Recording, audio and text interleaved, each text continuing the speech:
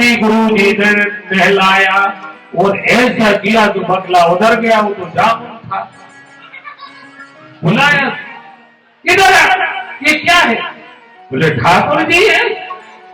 अरे बोले ठाकुर जी कहां से है? अरे बोले गुरु जी आपको मालूम नहीं है, आप रोज इनको जल चढ़ाते हो, चंदन घिसते हो, घिस के चंदन पूरी पूरी पानी घिस गए, ठाकुर में क्या जाने। सुतीक्षण जी कहते अरे आप इनको रोज नहलाते हो, घिस के चंदन लगाते हो। भोर गए, गुरु जी को क्रोध आया, उन्हें कहा था आज के बाद तू तभी आएगा हमारे आश्रम में, हमारे पास, तू हमारे ठाकुर जी को लेकर के आ, कभी हमारे आश्रम में नहीं आना। आप सुतीक्षण जी निकल आए, गुरु जी की आज्ञा। आए, जब आए तो बैठ गए पेड़ के नीचे, रो रहे हैं, ठाकुर जी मिल जाओ, ठाकुर जी मिल जाओ। रोते रोते भूखे प्यासे 24 घंटे बीत गए थे सुतीक्षण जी को, कुछ अन्न का दाना नहीं खाए, एक बूंद पानी नहीं पिया था, खूब बारिश हो रही थी।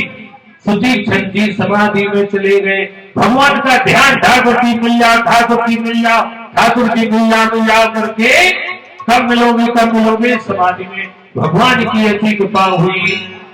अब जब भगवान राम रूप में अवतरित हुए, भगवान ने जैसी सपने लगे, समाधि में सुतीक्षण जी चले गए। चतुर्भुज रूप भगवान श्री नारायण का सुतीक्षण जी के हृदय में उत्पन्न हो गया। सुतीक्षण जी राम राम जप रहे थे और हृदय में भगवान के दर्शन कर रहे थे अपने आप में। अब जब भगवान पहुंचे तो भगवान जगाते हैं, बेटा सुतीक्षण, अरे ओ भैया सुतीक्षण जी कह के लिए हिले तो नहीं।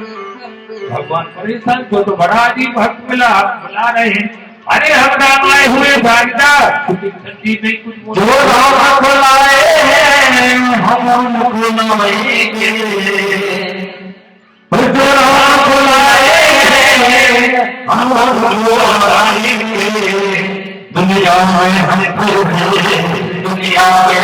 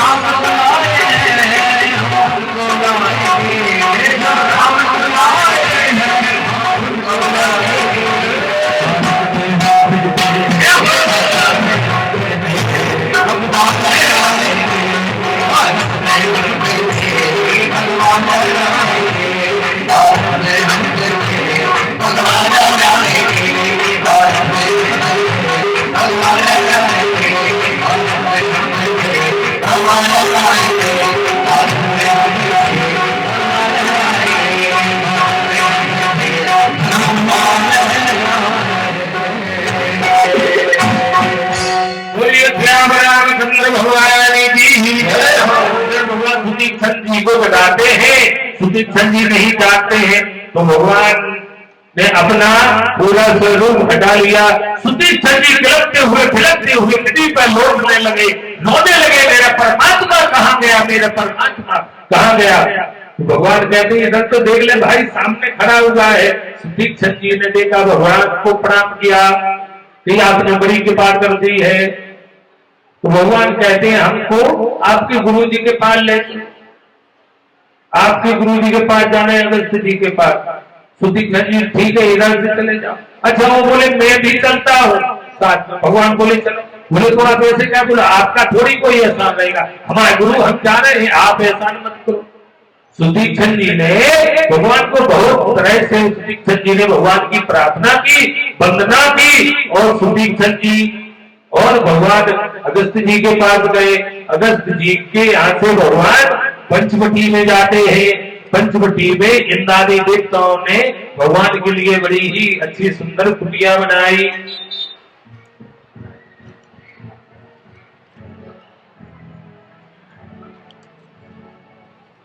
वो स्वामी जी लिखते हैं, अगस्त जी के घर से भगवान पंचवटी पहुंचे। वो स्वामी जी लिखते हैं उस समय क्या था, भगवान बढ़िया बैठे थे, बड़ी ही मजे से आराम से बैठे थे। लक्ष्मण जी धनुष लिए खड़े हुए, भगवान मां जानकी जी बैठी हुई है। तो रावण की बहन थी शूर्पणखा भी उसने देखा, दो राजकुमार बड़े सुंदर दिख रहे, हाँ दो बड़े अच्छे राजकुमार दिख रहे, क्यों ना जाऊं उनके पास। वो स्वामी जी लिखते हैं कि धूप न कहा बढ़ती बढ़ती,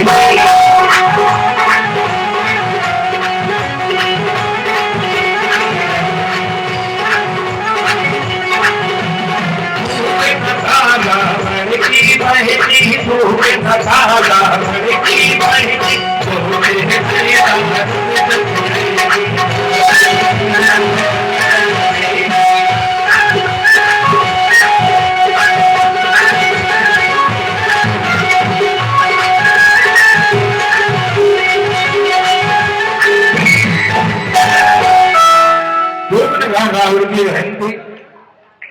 उसका स्वभाव था कि कहीं सुंदर पुरुष देखे वो कहीं डोरे डालना। तो आजकल वाले सूप न खाए वो घूमते हैं, रास्ता कहाँ गए, सूप न खाए। देखा क्या सुंदर राजकुमार है, गए अब क्या करें, उनकी इस रूप में जाते हैं तो ये तो थोड़ी पसंद करेंगे। बड़ा ही उसने सुंदर रूप रखा, रुचिर रूप धर विभु पहुंचाई, यानी बड़ा ही सुंदर रूप उसने धारण किया। भगवान के पास जाती है, कहती है अरे मैं आपसे गंधर्व विवाह करना चाहता हूं। भगवान ने देखो हम तो विवाह थे, हमारा छोटा भाई लक्ष्मण है वो अकेला है, उसके पास जाओ आप। लक्ष्मण जी के पास, लक्ष्मण जी बोले हम तो भगवान के दास हैं, हम भी दास हैं, वो आप भी दास हैं, हम भी सेवा करें तुम भी सेवा करें, उन्हीं के पास जाओ ना। जब आपको विवाह करना है तो उन्हीं से करो। ऐसे इधर भगवान राम के पास आए, भगवान लक्ष्मण जी के पास भेजे, लक्ष्मण जी राम के पास भेजे। तो लक्ष्मण जी के पास आए और राम के पास जब परेशान हो गई, उसने अपना रूप जैसा था सूर्पनखा का ओरिजिनल जैसे में आगे मेकअप हटा दिया तो वो सूर्पनखा दिखने लगी। हाँ, मेकअप का बड़ा कमाल होता। जैसी सूर्पनखा ने मेकअप हटाया अपनी सूर्पनखा ओरिजिनल दिखने लगी। जब ओरिजिनल सूर्पनखा दिखने लगी क्रोधित होकर के भगवान ने सीता जी के ऊपर झटक से मारी थी। भगवान राम ने इशारा किया लक्ष्मण को कि नाक कान कर दो शुरुआत था। तो लक्ष्मण जी ने तुरंत ही उसके नाक कान काट दिए। अब जब नाक कान काट दिए सूर्पनखा क्रोधित होकर के रोती हुई खरदूषण के पास पहुंची। जब खरदूषण के पास पहुंची, खरदूषण के पास चौकी बनाकर रहता था पंचवटी में। खरदूषण 14,000 सेना के साथ खरदूषण जा रहा सजाकर, मैं देखूंगा कौन है दोबारा। अच्छा, खरदूषण के आगे मोटी सूर्पनखा, और सूर्पनखा कैसी की नाक कान कटे है जी के, अचपुर पहले से जा रहा है खरदूषण के आगे। नहीं किधर है भैया, कोई बता रास्ता। तो सूर्पनखा आगे, खरदूषण पीछे, बाकी सब सेना अचपुर पहले आगे जा रहा है। भगवान ने जैसे आते देखा तो गुफा में लक्ष्मण जी और जानकी जी को कही, लखन जी से आप जानकी जी को इधर रखिए, हम देख लेंगे। भगवान ने ऐसी लीला करी कि खरदूषण कि जो सैनिक थे सब में एक दूसरे में उन्हें राम दिखाई देने लगे। भगवान को लड़ाई करनी नहीं पड़ी खरदूषण से। ऐसा चमत्कार कर दिया कि जो खरदूषण के सैनिक थे एक दूसरे में उन्हें राम दिखाई देने लगे। आपस में सब मर गए, एक दूसरे को मार करके सब मर गए। खरदूषण का भी वध भगवान ने कर दिया। खरदूषण का वध हुआ तो रावण के पास पहुंची सूर्पनखा, रोती हुई सीधी पहुंची, भैया भैया भैया कट गई कट गई। रावण बोला चिल्लाने से पहले ये बता दे तू करिया मुंह करवा के कहां से आ रही, क्योंकि रावण जानता था आदत सूर्पनखा की, रावण जानता था। सूर्पनखा कहती है अरे तुझे होश नहीं है, तेरे सर पे काल नाच रहा है, तू खाता पीता है और सो जाता है। कहती है धर्म के बिना धन नहीं टिकता है और राजनीति के बिना राज नहीं टिकता है, तो तू सोता रहता है। गोस्वामी जी लिखते हैं कि राजनीति बिन धन बिन धर्म, यानी राजनीति के बिना राज नहीं टिकता है तो धर्म के बिना धन नहीं टिकता है। तो सो रहा है। रावण बोला जो मुझे शिक्षा दे रही पहले ये बता तू लड़कियां मुंह करवा के कहां से आ रही। सूर्पनखा कहती है कि दो राजकुमार आए हुए हैं, पंचवटी में वो रहते हैं। तो रावण बोला तुम उधर कह के लिए गई थी, कन्या को करवाने गई थी, क्यों गई थी तू उधर? सूर्पनखा कहती है अरे भैया उनके पास एक सुंदर नारी है, तो मैंने सोचा कि नारियों को स्वभाव होता है कि दो चार बातें कर लूं मैं। रावण क्योंकि सूर्पनखा की आदत जानता था, ये ठीक नहीं है।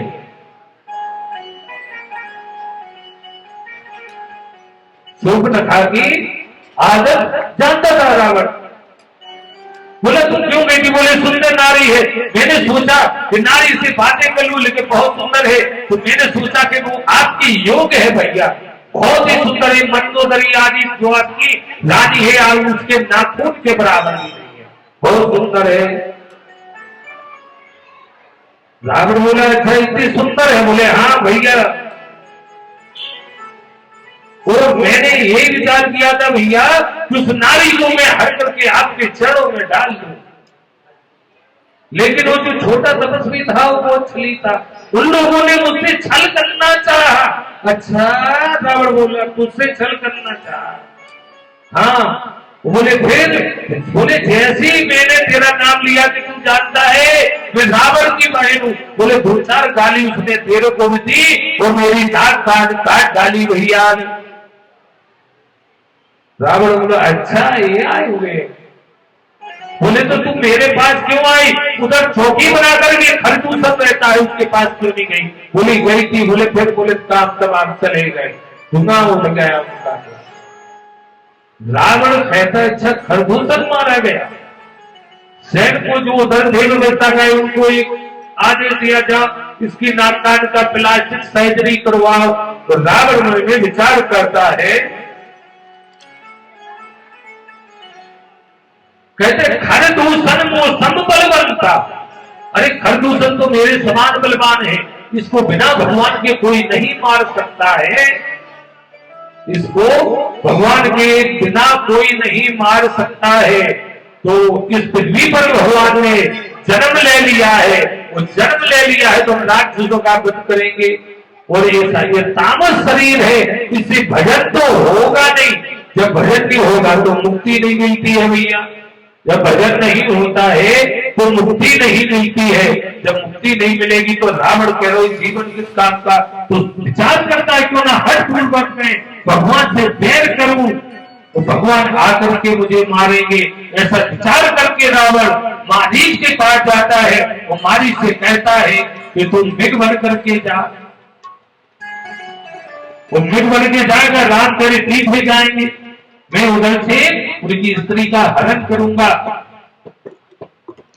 मारीच ने समझा भी है कि उनने एक बार मुझे विश्वामित्र जी के यज्ञ की रक्षा के लिए भी आए थे, उनने बिना फल का बाण मारा था, ये 100 योजन दूर आ गया था। अब की बार मैं आज बचूंगा नहीं। रावण की उधर बचेगा नहीं, इधर नहीं बचेगा, क्या बोलता। बोले ठीक है, आपके हाथों से मरने से अच्छा क्यों ना विभु के हाथों मेरी मृत्यु हो, तो मेरी सदगति हो जाएगी। मारीच मृग बन करके जाता है, मृग बन करके जाता है। इधर भगवान कहते हैं लक्ष्मण जी जब तक कुछ समझा लेने फल फ्रूट लेने गए हुए थे, तब सीता जी से भगवान कहते हैं हे सीते, अब वो समय आ गया है, मुझे इस राक्षसों का वध करना है। तब तक तुम पृथ्वी की पुत्री हो, तुम अग्नि में वास करोगे। वो स्वामी जी लिखते हैं कि तुम पाहक के मुंह पर होते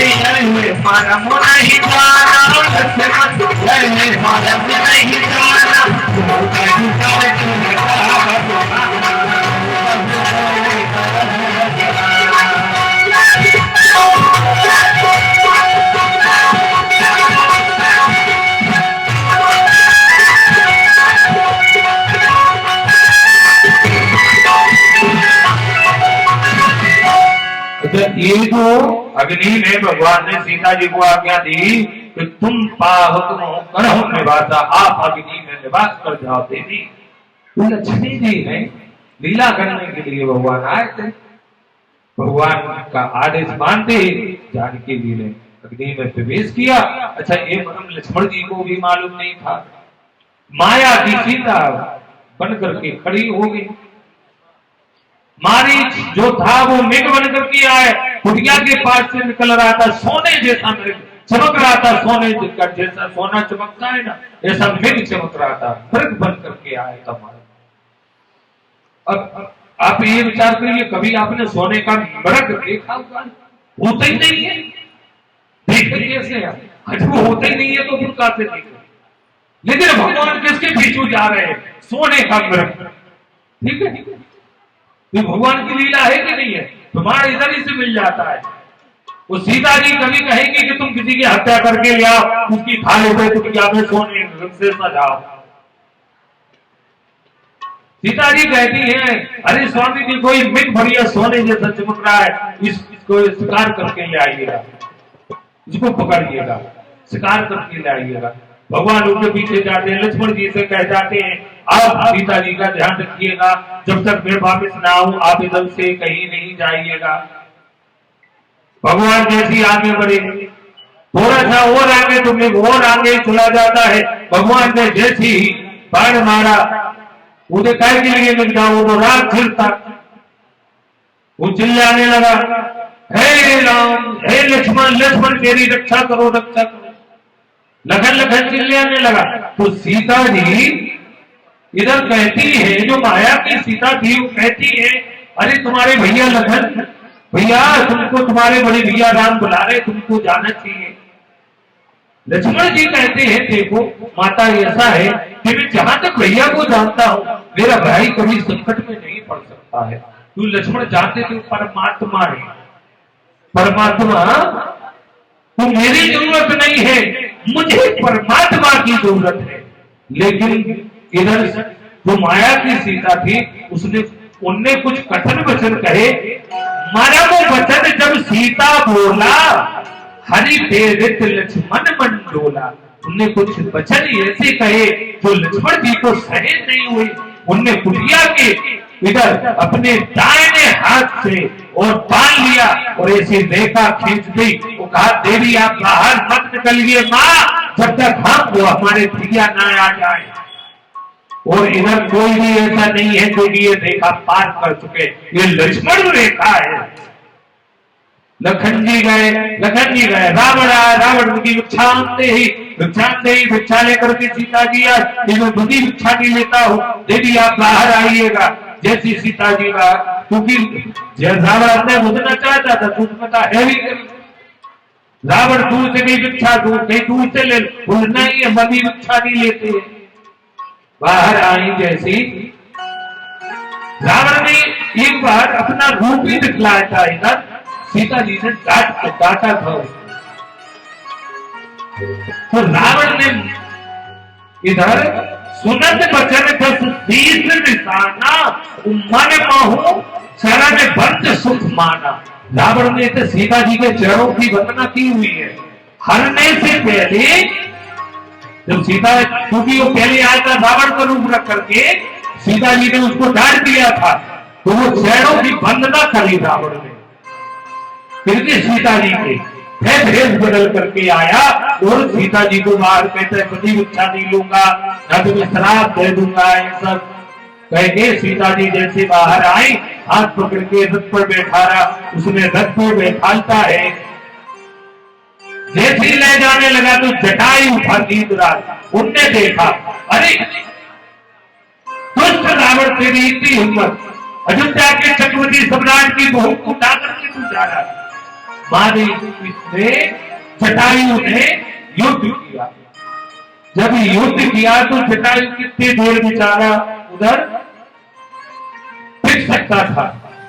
उसके एक बार तो जटायु ने रावण को ही बेहोश कर दिया।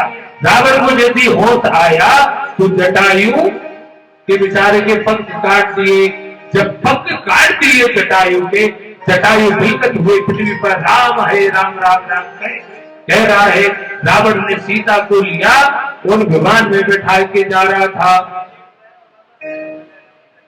जब जा रहा है रावण किधर दक्षिण की ओर जा रहा है, उधर भगवान के पास लखन जी पहुंच गए। जब लखन जी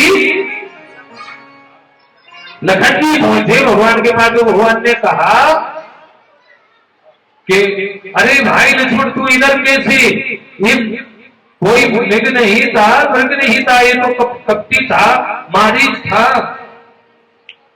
और मुझे ऐसा ज्ञात हो रहा है कि अपने साथ कुछ छल किया गया है, अपने साथ कुछ छल किया गया है। जल्दी आकर के कुटिया में चलना चाहिए। कुटिया में आए तो उधर सीता जी नहीं है, सीता जी नहीं है। भगवान रोने का रोते हो, क्या कहते हैं, किससे पूछ रहे हैं, लीला का आनंद लीजिएगा कि